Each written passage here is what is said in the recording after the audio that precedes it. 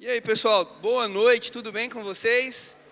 Quem está feliz de estar aqui no último domingo do ano? Uau! Encerrando o seu domingo, o Vitão está animado, é isso aí. Encerrando aí o seu ano da melhor forma possível, amém? Na presença de Deus, com seus irmãos, olha que beleza, que coisa boa. Estou muito feliz de estar aqui com vocês. Creio que Deus tem algo para falar com a gente nessa noite, amém? Você recebe isso, recebe que Deus vai falar com você, que Deus tem uma palavra para o seu final de ano e para o ano que está por vir. Você crê nisso? Amém? Então, queria te convidar para abrir a sua Bíblia comigo, lá no livro de 2 Crônicas, no capítulo 20. Se você trouxe sua Bíblia de papel, levanta aí ela para o alto. Uau, isso aí. Balança para o diabo ficar bem nervoso. Se você não trouxe, tudo bem, pode pegar no seu celular aí, abrir o app da Bíblia. E se você não sabe do que eu estou falando, tudo bem, vai aparecer aqui o texto no telão para você acompanhar com a gente. Quem não me conhece, meu nome é João, muito prazer, sou marido da Mari, que está grávida, vai ter um bebê em abril. Vou ser pai, o negócio ficou sério. Agora não é mais brincadeira, gente. Meu Deus. Amém. Orem por mim. Aleluia. 2 Crônicas, no capítulo 20. A gente vai ler bastante versículos. Não se perca, fica aqui comigo. Você vai botar em dia aí a sua leitura bíblica hoje. Amém? Vamos começar. Diz assim a partir do versículo 1. Depois disso, os moabitas e os amonitas, com alguns dos meunitas, entraram em guerra contra Josafá. Então informaram a Josafá: um exército enorme vem contra ti de Edom, do outro lado do Mar Morto. Já está em Hazazon Tamar, isto é, em Gedi. Alarmado, Josafá decidiu consultar o Senhor e proclamou um jejum em todo o reino de Judá. Reuniu-se, pois, com o povo, vindo de todas as cidades de Judá, para buscar a ajuda do Senhor. Josafá levantou-se na Assembleia de Judá e de Jerusalém, no templo do Senhor, na frente do pátio novo, e orou. A gente vai pular lá para o versículo 12 agora. Josafá termina a oração dizendo: ó nosso Deus, não irás julgá-los, pois não temos força para enfrentar esse exército imenso que vem nos atacar. Não sabemos o que fazer, mas os nossos olhos se voltam para ti. Todos os homens de Judá, com suas mulheres e seus filhos, até os de colo, estavam ali em pé diante do Senhor. Então o Espírito do Senhor veio sobre Jaaziel, filho de Zacarias, neto de Benaia, bisneto de Jeiel e trineto de Matanias. Algumas ideias de nome aí para o meu filho. A Mari vai me matar. Levita e descendente de Asaf no meio da assembleia. Ele disse: escutem, todos os que vivem em Judá e em Jerusalém, e o rei Josafá. Assim lhe diz o Senhor: não tenham medo, nem fiquem desanimados por causa desse exército enorme, pois a batalha não é de vocês, mas de Deus. Amanhã desçam contra eles. Eis que virão pela subida de Ziz, e vocês os encontrarão no fim do vale, em frente do deserto de Jeruel. Vocês não precisarão lutar nessa batalha. Tomem suas posições, permaneçam firmes e vejam o livramento que o Senhor lhes dará, ó Judá, ó Jerusalém. Não tenham medo, nem desanimem. Saiam para enfrentá-los amanhã, e o Senhor estará com vocês. Josafá prostrou-se com o rosto em terra, e todo o povo de Judá e de Jerusalém prostrou-se em adoração perante o Senhor. Então os levitas, descendentes dos coatitas e dos coroítas, levantaram-se e louvaram ao Senhor, o Deus de Israel, em alta voz. De madrugada, partiram para o deserto de Tecoa. Quando estavam saindo, Josafá lhes disse: escutem-me, Judá e povo de Jerusalém. Tenham fé no Senhor, o seu Deus, e vocês serão sustentados. Tenham fé nos profetas do Senhor e terão vitória. Depois de consultar o povo, Josafá nomeou alguns homens para cantarem ao Senhor e o louvarem pelo esplendor da sua santidade, indo à frente do exército cantando: deem graças ao Senhor, pois o seu amor dura para sempre.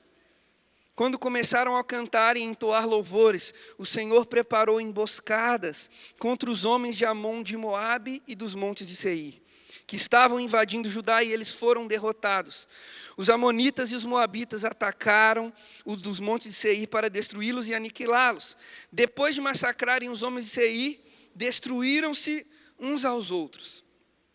Quando os homens de Judá foram para o lugar onde se avista o deserto e olharam para o imenso exército, viram somente cadáveres no chão. Ninguém havia escapado. Então Josafá e os seus soldados foram saquear os cadáveres e encontraram entre eles grande quantidade de equipamentos e roupas, e também objetos de valor, e passaram 3 dias saqueando. Mas havia mais do que eles eram capazes de levar. Olha que coisa, gente. No 4º dia, eles se reuniram no vale de Beraca, onde louvaram o Senhor. Por isso, até hoje, esse lugar é chamado Vale de Beraca, ou seja, Vale da Bênção. Amém? Vamos fechar os nossos olhos. Deus, nós te agradecemos pela tua palavra, que é viva e eficaz e é capaz de falar ao nosso coração. Você sabe o que a gente precisa ouvir nessa noite. Você sabe o que a gente precisa ouvir para o resto do ano, que não é muito. Você sabe o que a gente precisa ouvir para o ano que vem. Senhor, e de forma milagrosa, você é capaz de pegar essa palavra e personalizar e falar ao coração de cada um da forma que cada um precisa ouvir. E eu te agradeço porque você fará isso, esse milagre, Espírito Santo. Não pela minha capacidade, mas pela capacidade do Senhor, pelo teu poder. A gente vai sair daqui transformado e mais parecido com o nosso Senhor Jesus. Nós cremos e te agradecemos em nome de Jesus. Todo o povo de Deus diz: amém. Quem aqui costuma fazer resolução de ano novo? Levanta a mão, sabe? Ano que vem, eu pretendo fazer isso. Ninguém faz isso. Ah, o pessoal, ele levantou. Legal. Ah, ano que vem eu quero me exercitar mais. Ano que vem eu quero comer mais saudável, né? Quem aqui costuma cumprir suas resoluções de ano novo? Essa é uma outra história, né? Completamente diferente. Se alguém levantasse a mão aqui, eu ia falar: poxa, meus parabéns, você não é desse mundo. Ou então eu ia te falar: cara, no próximo ano, põe lá na sua resolução, mentir menos, falar mais a verdade. Porque a verdade, isso é uma estatística, né? Que a maioria das pessoas chega na primeira semana de janeiro e já não cumpriu mais as suas resoluções de ano novo. Não é verdade? No início eu costumo fazer, já fiz algumas vezes. Antes eu fazia, né, coisas mais gerais. Eu quero emagrecer. Quero ser mais saudável. E aí eu não conseguia cumprir nenhuma dessas resoluções. E aí o pessoal me falou que não, você tem que ser smart. São metas que você tem que colocar, ser específico, que você tem que saber medir, que você tem que dar um tempo e não sei o quê. E aí então comecei a seguir essas metas smart. Eu comecei a falar: eu quero ir à academia pelo menos em X% das semanas do ano. Eu quero me alimentar saudável em X% do tempo da minha vida. E aí sim, gente, eu consegui saber exatamente o quanto eu estava falhando em cumprir as minhas resoluções. É muito difícil cumprir essas resoluções. Mas eu não sei se você fez suas resoluções ou não, seus objetivos para o ano que vem.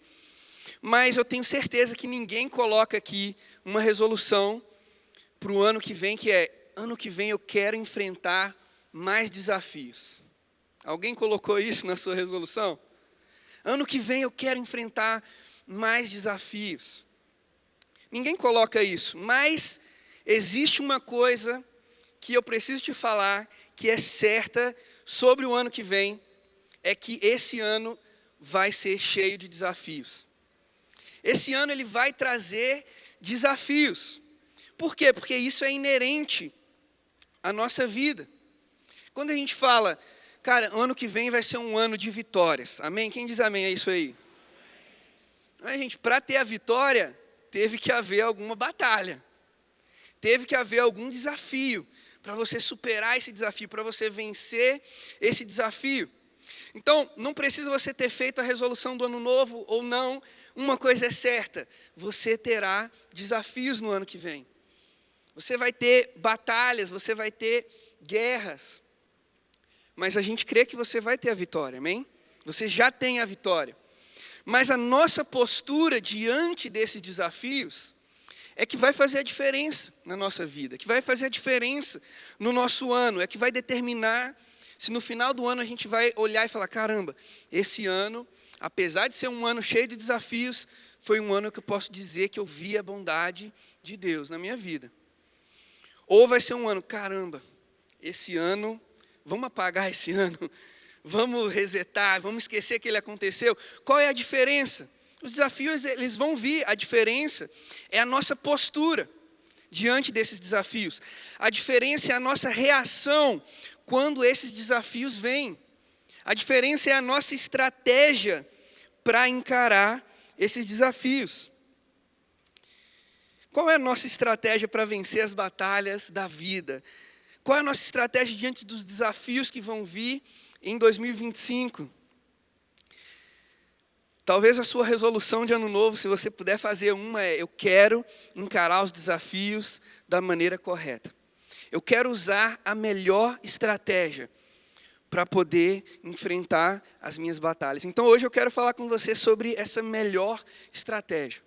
A melhor estratégia para você encarar os desafios. E a gente vê isso nessa história. Nessa história a gente está vendo um exemplo em que Josafá e o reino de Judá, eles estão passando por um grande desafio. E não é simplesmente um desafio metafórico, é um desafio real, um desafio tangível, uma situação intensa e aguda de morte, de desespero até. 3 reinos se reúnem para atacar o reino de Judá. E esses 3 reinos se unem para destruir Josafá, destruir o reino de Judá. E pelo menos esse exército era 3 vezes maior do que o exército de Israel. Era algo que era, se você olhasse ali nos números, era impossível de Judá, do reino de Judá, vencer aquela batalha. Então mensageiros, eles vêm alertar o rei Josafá, que era o rei de Judá, a respeito disso. Olha, tem 3 reinos aí, um exército enorme, a Bíblia diz, está vindo aí para te atacar. E a Bíblia diz, e não nega, que Josafá ele ficou com medo. Ele ficou alarmado. Meu Deus, o que eu vou fazer? Mas a resposta dele demonstra para a gente a melhor estratégia. A Bíblia diz que, alarmado, ele decidiu consultar ao Senhor. Quando ele foi exposto a uma situação de perigo, de medo, qual foi a reação dele? A primeira coisa que ele fez foi recorrer ao poder do Deus de Israel, foi consultar ao Senhor. E isso que Josafá escolheu é a adoração. Quando você recorre ao Senhor, você está adorando a Deus. E em torno desse texto inteiro, dessa história inteira, Josafá escolhe a adoração como a sua estratégia de guerra.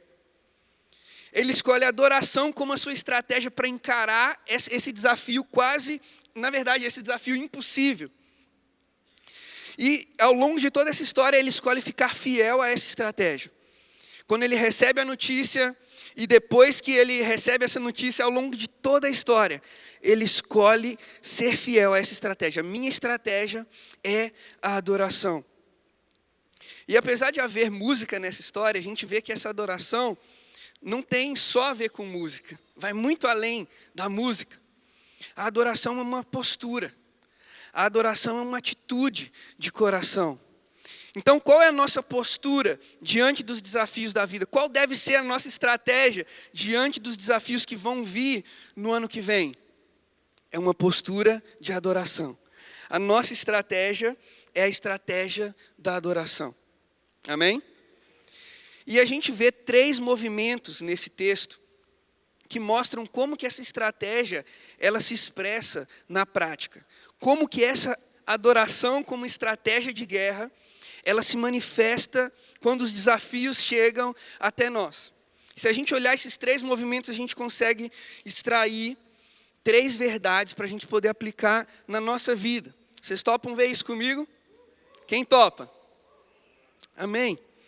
Em primeiro lugar, essa adoração como estratégia de guerra, ela se expressa na forma de uma dependência total.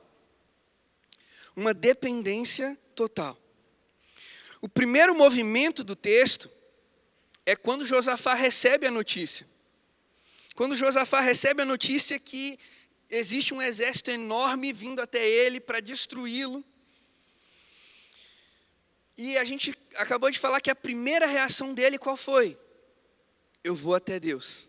Eu vou buscar a Deus. Eu vou consultar a Deus. Esse foi o seu primeiro recurso e na verdade foi o seu único recurso. Ele reconhece a sua fraqueza. Quando ele está orando, a gente leu aqui, ele fala, Deus, a gente não é capaz de vencer essa batalha. A gente não é capaz de vencer esses 3 exércitos. E na verdade eu não sei nem o que fazer, Deus. Mas os meus olhos estão em você. Ele reconhece que a resposta dele vem de Deus. Que a força dele vem de Deus. Que tudo o que ele precisa vem de Deus. Isso mostra que ele não dependia da sua estratégia, da sua força, do seu exército, da sua capacidade. Ele dependia de Deus. A primeira reação de Josafá foi o quê?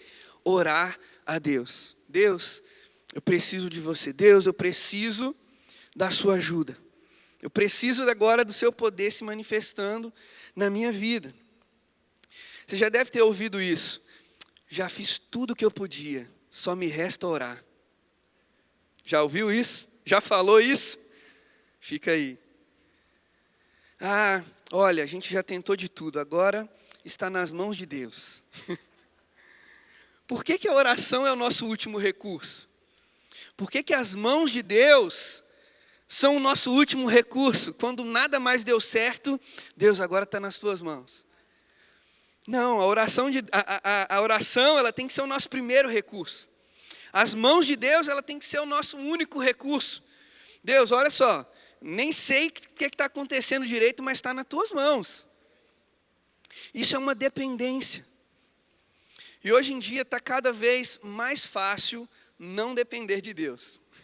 A gente tem tanto recurso, a gente tem tantas coisas, que é muito mais fácil você ir para essas outras coisas. Por que eu vou procurar Deus por paz?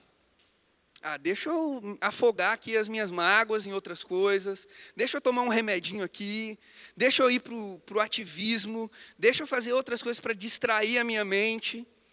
Existem muitas opções, eu juro para vocês, que esses dias atrás, eu tinha que tomar uma decisão difícil, eu estava muito em dúvida do que eu precisava fazer, e eu, como um cristão espiritual, perguntei para o ChatGPT. Botei lá os prós e os contras de cada decisão. Falei, chat, o que você acha que eu devo fazer nessa situação? Juro para vocês, não estou mentindo. E aí, na mesma hora, eu ouvi o Espírito Santo, senti o toque gentil do Espírito Santo falando, por que você não pergunta isso para Deus? Por que você não conversou, em vez de conversar com o ChatGPT, não conversou com o GodGPT? O Espírito Santo está aqui, disponível. Falei, realmente, você me pegou. Mas é muito fácil, gente, a gente procurar em outras coisas aquilo que deveria vir de Deus. A resposta que a gente só pode encontrar em Deus. Não tem nada de errado em perguntar para o ChatGPT, não tem nada de errado de você tomar o remédio que o médico receitou para você, não tem nada de errado, mas Onde está a sua confiança? Onde está a sua dependência? Do que você depende? Se isso aqui não funcionar, a minha vida não funciona. O que é isso? Qual é a resposta para essa pergunta? Olha, se isso aqui não funcionar, minha vida não funciona.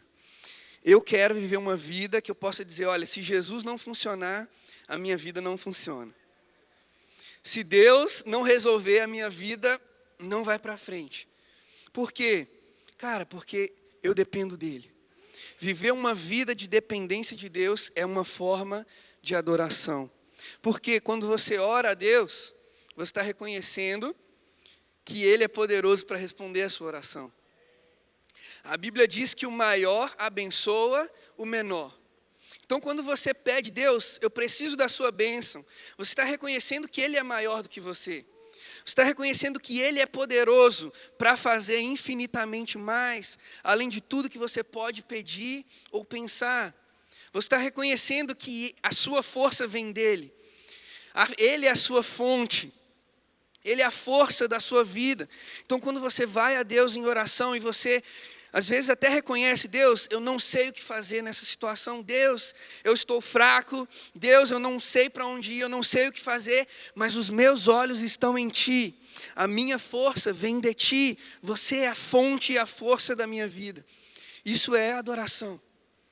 Quando você vive dessa forma, quando você vive nessa dependência. E quando Josafá fez essa oração a Deus, dizendo, Deus, eu não sei o que fazer, mas a minha confiança está em Ti, os meus olhos estão em Ti, eu dependo de Ti. A gente vê o segundo movimento do texto. Deus responde à oração de Josafá. Quando você ora a Deus, Ele responde a sua oração. Ele sempre responde a sua oração, amém? E Deus levanta um profeta para responder a Josafá, e aí a gente vê o segundo movimento do texto. O profeta diz, não tenham medo, nem fiquem desanimados por causa desse exército enorme. Pois a batalha não é de vocês, mas de Deus. Quem recebe essa palavra? Que as suas batalhas de 2025 não são suas, mas são de Deus. Vocês não precisarão lutar nessa batalha. Tomem suas posições, permaneçam firmes e vejam o livramento que o Senhor lhes dará. Não tenham medo, nem se desanimem. Saiam para enfrentá-los amanhã e o Senhor estará com vocês. Eles receberam essa resposta de Deus falando que a batalha não era deles. E qual foi a resposta diante dessa resposta de Deus? Qual foi a resposta de Josafá e do reino de Judá? Mais adoração, que se expressou em uma confiança radical. A adoração, ela se expressa em uma dependência total e, em segundo lugar, em uma confiança radical. Quando Deus, Ele dá a resposta, Josafá, ele confia na resposta de Deus. E ele age à altura dessa confiança. Josafá fala para o povo, olha, creiam no Senhor e tudo irá bem. Creiam nos seus profetas e vocês terão vitória. E eles seguem à risca tudo o que Deus tinha orientado eles a fazer. E o que eu acho interessante é que Deus, Ele fala para eles, olha, vocês não vão ter que lutar. Beleza? Vocês não vão ter que lutar. Mas Deus não fala, olha, então, já que vocês não vão ter que lutar, fica aí parado, fica quietinho aí no seu canto. Não, Deus fala para eles, vocês não vão ter que lutar, mas se preparem para a batalha. Vistam as suas armaduras, saiam para a batalha e vá em direção ao inimigo, mas vocês não vão ter que lutar. O que Deus está esperando deles? Por que Deus dá essa ordem? Porque Deus, Ele está querendo um passo de fé. Deus está esperando deles uma atitude de fé, uma atitude que demonstra essa confiança radical. E Josafá, gente, ele foi muito corajoso. Ele realmente agiu à altura da confiança que ele tinha em Deus. Como que a gente vê isso? Quando ele foi preparar a sua estratégia de batalha, E ele conversando lá com o pessoal, ele falando, e aí, quem que a gente vai colocar na frente do exército? E aí o general falou, cara, vamos colocar os arqueiros, porque eles já vão mandando a flecha de longe.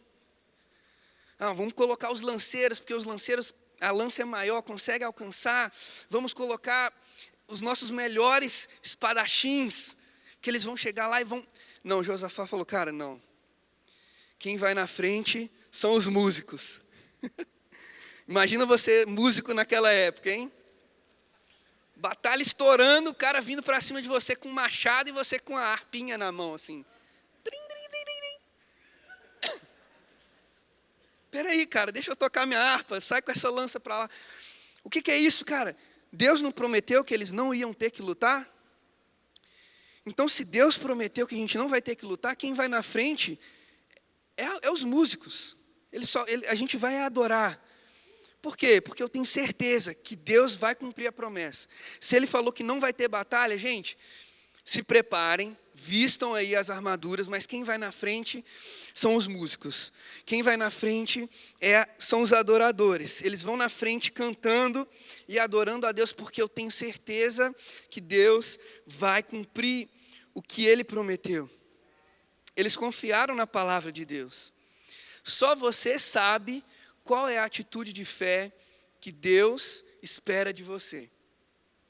Eu não posso falar isso para você. Ninguém falou para Josafá, Josafá, coloca os músicos na frente do exército. Não. Isso foi algo que brotou daqui de dentro e ele falou, cara, como eu confio tanto em Deus, essa vai ser a minha atitude de fé. Os músicos vão na frente, a adoração vai na frente. Qual é a atitude que Deus espera de você? No seu caso específico, só o Espírito Santo pode falar para você. Mas uma coisa se aplica a todos nós. A adoração sempre é uma resposta à altura da nossa confiança em Deus. Colocar a adoração na frente sempre é uma atitude à altura. Não existe prova de fé maior do que você adorar a Deus no meio das suas batalhas. Louvar a Deus quando a guerra está estourando, talvez isso seja o ápice da confiança. Eu adoro a Deus mesmo no meio dessa luta, mesmo no meio dessa batalha, mesmo quando tudo está parecendo que está contra mim, eu adoro a Deus, por quê? Porque eu confio nele, porque eu confio que a resposta virá, porque eu confio que Ele vai agir em meu favor, porque eu confio que Ele está comigo, por isso eu adoro. Antes da vitória chegar, porque eu já creio que a vitória vai chegar. Eu sei que Ele é bom e que Ele me ama, então eu vou adorar independente das circunstâncias. Isso é uma confiança radical, isso é adoração. Se você estiver passando por desafios, lembre-se disso. Se você não souber o que fazer, adore. Coloque um louvor nos seus lábios. Troca a murmuração por palavras de gratidão. Troca a ansiedade por um cântico de confiança em Deus. Troque ficar andando de um lado para o outro, não sabendo o que fazer, por descansar em Deus e dizer, Deus, eu confio em você e eu creio que você está comigo, que você é bom. Isso é viver à altura da sua confiança em Deus. Isso é viver como quem realmente crê que o Senhor é o meu pastor e nada me faltará. Se o Senhor é o meu pastor e nada me faltará, eu não vou ficar reclamando que algo está faltando. Por quê? Porque o Senhor é o meu pastor e nada me faltará. Isso é viver como alguém que diz, o Senhor é a minha luz e a minha salvação, a quem temerei? O Senhor é a força da minha vida, de quem eu terei medo? Eu não vou andar por aí temendo o mal, temendo o que o inimigo pode fazer contra mim. Não, por quê? Porque o Senhor é a força da minha vida, de quem eu terei medo. O seu favor, Ele me cerca como um escudo, Ele me protege, Ele me guarda. E eu vivo a minha vida à altura dessa confiança. Eu vivo a minha vida demonstrando com ações, com palavras, que eu realmente creio nisso, que eu realmente confio na sua palavra, que eu realmente confio no que Ele disse para mim. E o interessante é que enquanto eles estavam cantando e adorando ao Senhor, o texto diz que o Senhor começou a agir e preparou emboscada para os inimigos. Enquanto eles cantavam e adoravam, Deus começou a agir. Quantos são gratos pelo fato de quando você demonstra a sua confiança em Deus, e enquanto você adora a Deus, Ele está agindo por trás dos panos. Você não está nem vendo, mas Ele está trabalhando ao seu favor. Você não está nem vendo, mas Ele está agindo ali para destruir os inimigos. Enquanto você adora, Ele trabalha em seu favor. E quando eles chegaram no campo de batalha, gente, não tinha nenhum inimigo para contar a história.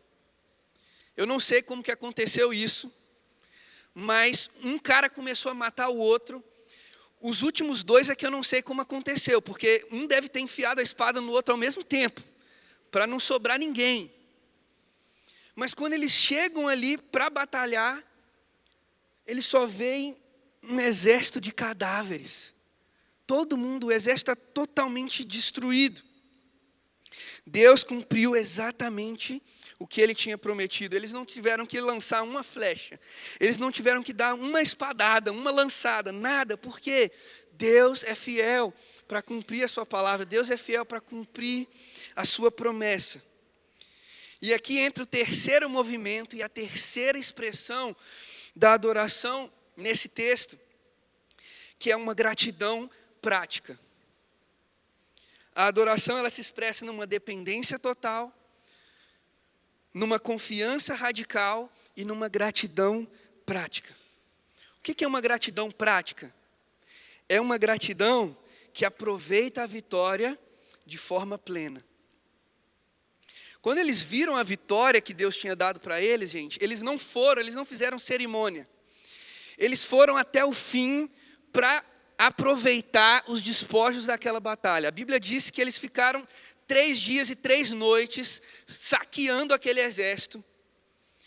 E era muito mais do que eles conseguiam carregar. Quem crê aqui por muito mais do que você consegue carregar? Quem recebe isso? Mas eles falaram, cara, a gente não consegue carregar não, deixa aí. E tá bom, só isso aqui que Deus deu para a gente, ó, só da gente não morrer já está de boa, né? Já estou feliz. Não, cara, se Deus deu a vitória, a gente vai aproveitar. E eles vão fazer várias viagens, a gente vai e volta, mas a gente vai pegar até o fim tudo isso que Deus conquistou para a gente. A gratidão, gente, é você aproveitar aquilo que Deus deu para você, a vitória que Deus deu para você. Muitas vezes, sob um pretexto de humildade, a gente acha que a gratidão é você, não, Deus, isso é demais para mim, não vou receber isso não. Já foi na casa de alguém? Lá em Minas a gente usava essa palavra, né? Não fazer desfeita. Você ia na casa de alguém e a pessoa, olha, você quer esse bolo de chocolate aqui? Aquele bolo todo top, assim. Aí eu olhava para minha mãe assim, né? Minha mãe já dava aquele olhar assim, ó, não vai fazer falta de educação, não. Eu falava, não, muito obrigado, não quero não estou com fome, não, tudo bem. E a pessoa insistia, né, porque mineiro é assim, vai insistindo, não, come. Aí eu falava, olha, eu vou aceitar só para não fazer desfeita. E eu aceitava lá um pedacinho do bolo. E às vezes a gente acha que com Deus é assim, Deus, olha só, eu não mereço não. Mas eu vou aceitar essa migalha aqui só para não fazer desfeita. Só para não desperdiçar tudo que você fez por mim, eu vou aceitar. Cara, isso não é gratidão. Gratidão é falar, Deus, você conquistou isso para mim? Então eu recebo. Então eu vou aproveitar. Então eu vou desfrutar.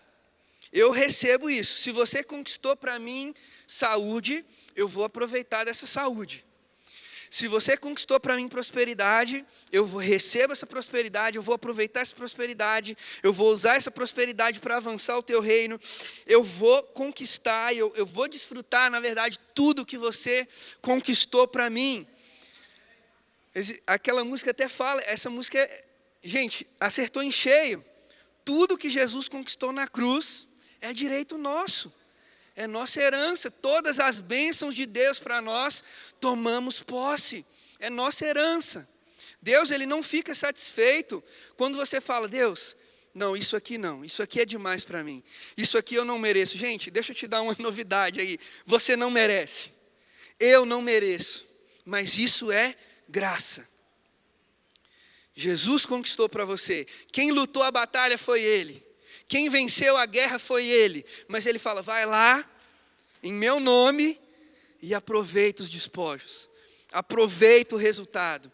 Aproveita os frutos. Se Jesus conquistou, eu vou desfrutar, eu recebo. Amém? No ano que vem, no ano de 2025, a partir de agora, cara, receba.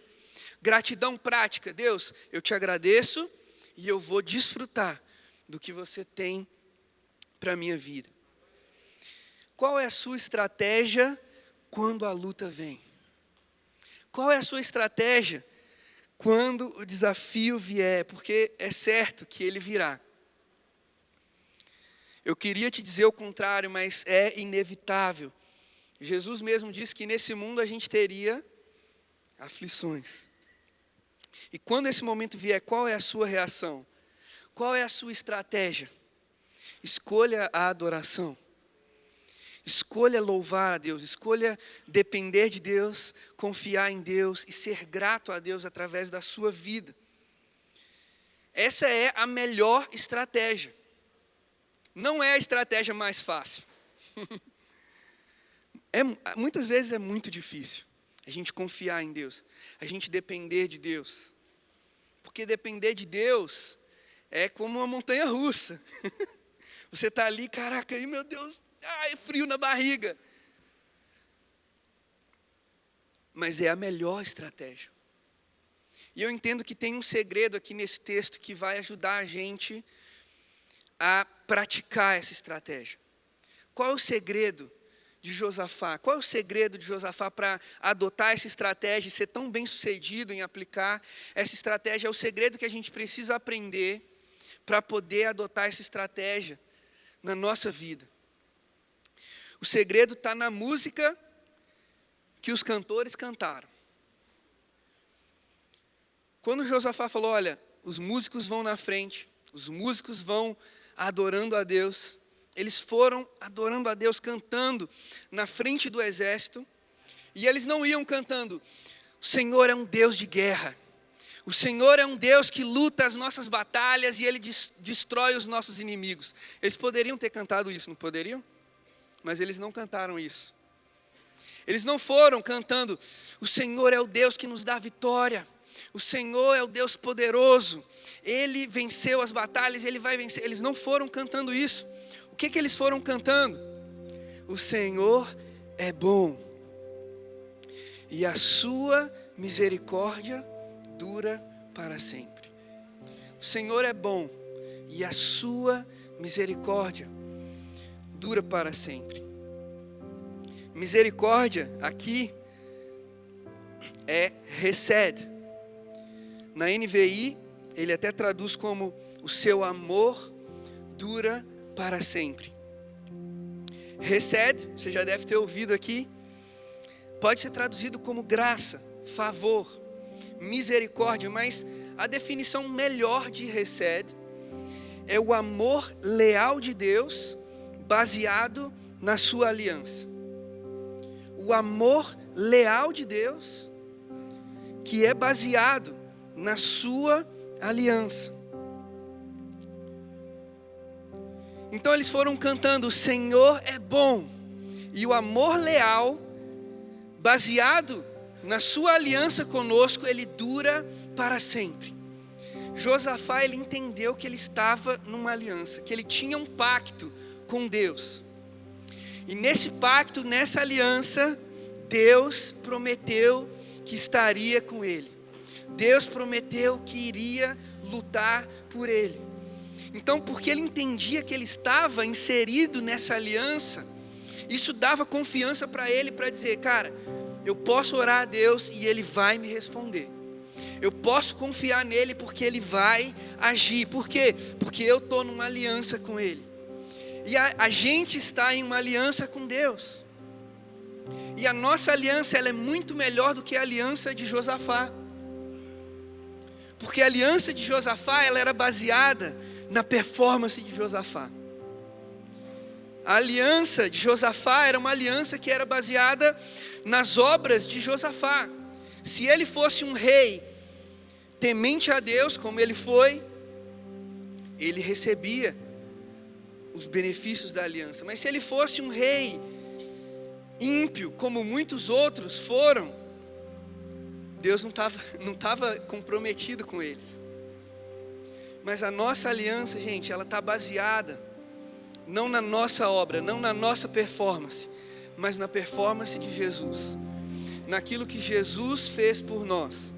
Então talvez você fale: João, eu entendi isso, 3 pontos, legal, mas cara, eu acho que eu não estou assim 100% com Deus. Então eu acho que Ele não vai responder quando eu orar para Ele. Cara, você não está mais nessa aliança. Você está numa aliança em que o amor leal de Deus está baseado no que Jesus fez e não no que você faz ou deixa de fazer. Paulo vai dizer para a gente: se Deus é por nós, quem será contra nós? Aquele que não poupou o seu próprio filho, antes o entregou por nós, como não nos dará juntamente com ele e de graça todas as coisas? O que Paulo está dizendo?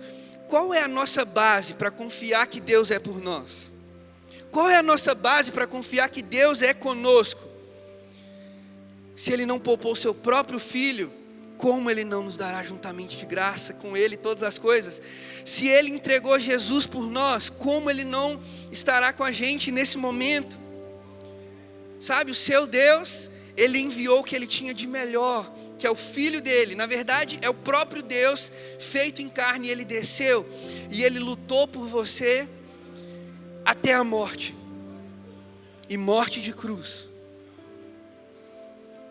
E Ele morreu por você, mas Ele não parou por aí. Ele venceu a morte, Ele venceu o pecado, Ele venceu o inferno, Ele venceu todos os inimigos. Por meio da sua ressurreição, Ele ressuscitou ao 3º dia. E agora Ele está à direita de Deus Pai. Ele intercede por você. Quando você olha para isso, quando você olha para a cruz, quando você olha para Jesus, você pode dizer: cara, eu sei que Deus está comigo. Por quê? Porque se Ele não desistiu ali na cruz, e se Ele lutou por mim, se Ele venceu todos os inimigos, e a Bíblia diz que o último inimigo a ser vencido é a morte. Se Ele venceu tudo isso, o que é esse meu desafio diante dEle? Se Ele lutou por mim, Ele não desistiu e Ele venceu o pecado, a morte, o inferno, como que Ele não lutará comigo agora? Como que Ele não vai vencer isso por mim? Porque Ele já venceu por mim. Então quando eu olho para a cruz, quando eu olho para a obra de Cristo, eu posso dizer: eu sei que Deus está comigo, eu sei que Deus é por mim. Se Deus é por mim, quem será contra mim? Se Deus é por mim, quem será contra mim? Eu posso confiar nele, eu posso depender dele, eu posso aproveitar tudo que Ele conquistou para mim lá na cruz. Tudo que Jesus conquistou para mim é direito meu, é minha herança. E eu recebo isso e eu vivo isso. Eu vivo isso por causa do que Ele fez na cruz por mim. Essa é a nossa base, essa é a nossa aliança. Adoração, a nossa estratégia é depender disso, depender do que Jesus fez, confiar no que Jesus fez, desfrutar do que Jesus fez. Não é sobre nós, é sobre o que Ele fez. E é isso que nos dá essa força para viver dessa forma. E se a gente viver dessa forma, eu tenho certeza que no final do ano que vem você vai dizer: cara, eu venci, eu vivi muitos desafios, mas eu venci. Por quê? Porque se Deus é por mim, quem será contra mim? Aquele que não poupou o seu próprio filho, Ele esteve comigo todos os dias, em cada etapa da minha vida. E por isso eu posso confiar, por isso eu posso olhar para o futuro. Eu quero que você olhe para o seu ano dizendo: Deus é por mim, Deus é por mim. Esse desafio já foi vencido porque Deus é por mim. A vitória já é minha porque Deus é por mim. Será que você pode se alegrar com isso? Será que você pode ficar de pé? Será que você pode abrir a sua boca e começar a declarar: Deus, eu confio em você. Deus, a minha estratégia é me render a Ti, Senhor. A minha estratégia é confiar em Ti, Senhor.